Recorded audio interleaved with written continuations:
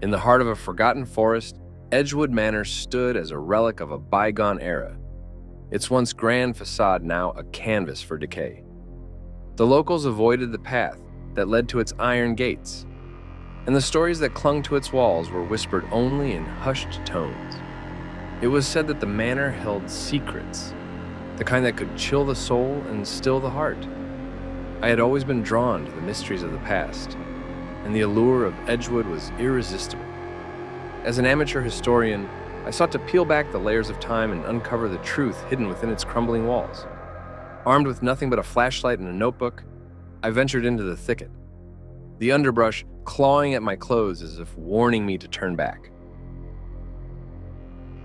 The manor emerged from the mist, its silhouette a stark contrast against the twilight sky.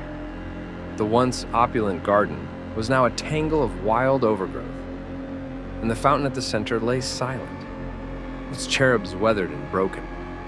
I pushed open the rusted gate, its screech echoing through the stillness, like a prelude to the unknown.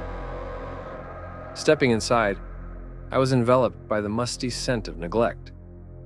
The grand staircase loomed before me, its banister warped by time. I ascended, each step creaking under my weight, announcing my presence to the shadows that danced along the walls. The portraits of the manor's former inhabitants watched me with eyes that seemed to follow my every move, their expressions frozen in time. The library was a cavern of books, their pages yellowed and bindings cracked. Dust motes floated in the air, stirred by my intrusion. I ran my fingers along the spines, feeling the history etched into their leather covers. It was here, amidst the silence, that I felt the first prickle of unease.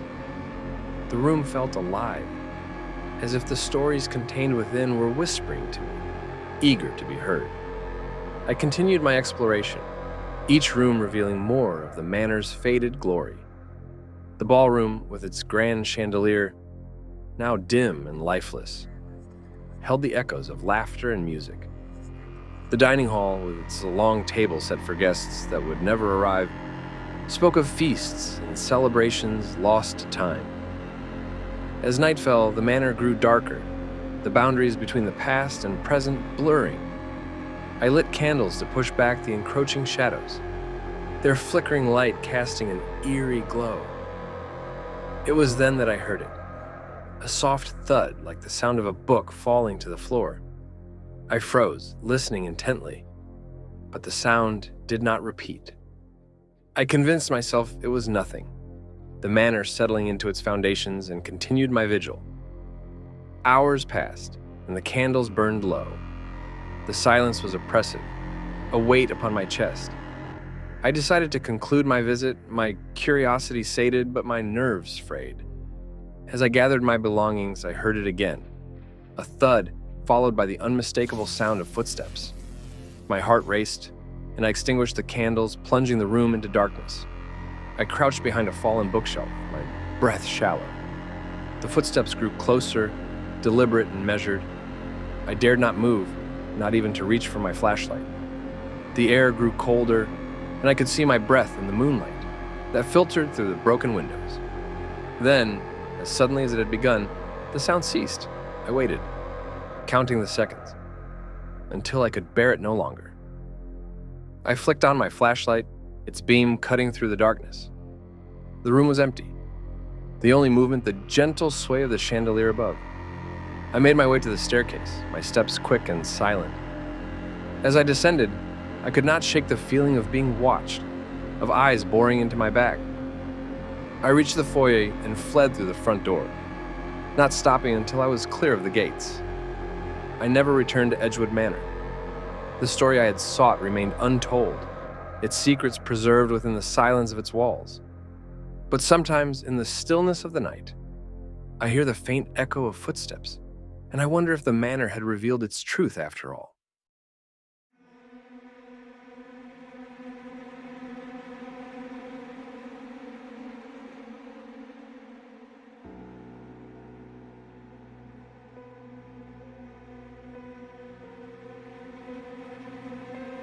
The air was thick with the scent of decay.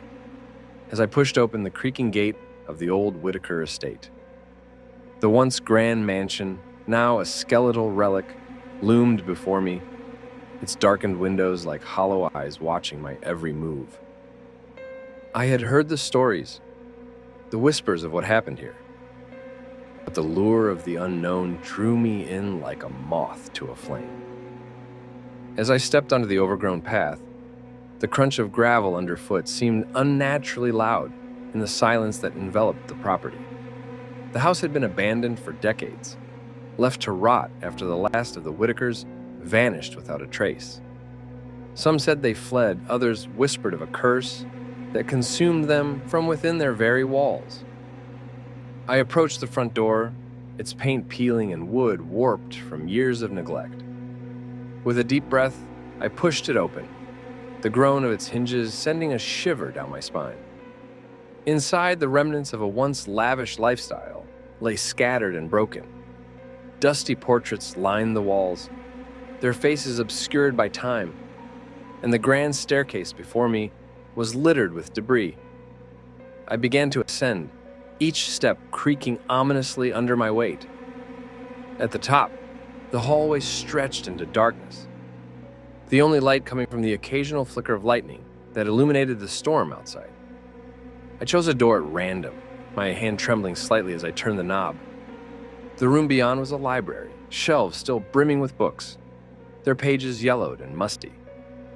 In the center, a grand desk sat, papers strewn about as if someone had left in a hurry. I moved closer, curiosity getting the better of me, and that's when I saw it. A journal, its leather cover worn and cracked. I opened it to the first page, the ink faded but still legible.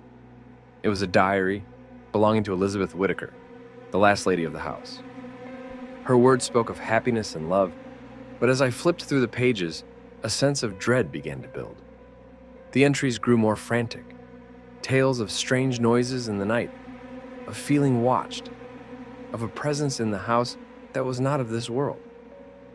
I heard a noise then, a soft thud from the floor above. My heart raced, but I told myself it was just the house settling, nothing more. Yet, as I continued to read, Elizabeth's words became a mirror of my own fears. She wrote of seeing shadows move, of whispers in the dark, of a figure in black that followed her through the halls. The thud came again, louder this time, followed by the unmistakable sound of footsteps. I closed the journal, my hands shaking, and slowly backed away from the desk. The footsteps grew closer, the pace measured and deliberate. I turned and fled from the room, my breaths coming in ragged gasps as I ran down the hallway. I didn't look back as I descended the stairs, the sounds of pursuit echoing in my ears. Reaching the bottom, I glanced up just in time to see a shadow flicker at the top of the staircase. Panic seized me, and I bolted for the front door, throwing it open and escaping into the stormy night. The rain lashed at me as I ran, the mud sucking at my shoes with each step. I didn't stop until I reached the gate, the house now a dark silhouette against the stormy sky. I dared one last look back and saw it, a figure standing in the upper window, watching me leave. I never returned to the Whitaker estate, but the memory of that night haunts me still. The journal's final entry, the one I didn't read until I was safely away, confirmed my fears.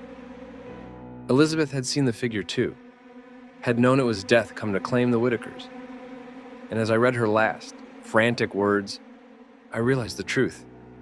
The curse wasn't on the house, but on those who dared to uncover its secrets.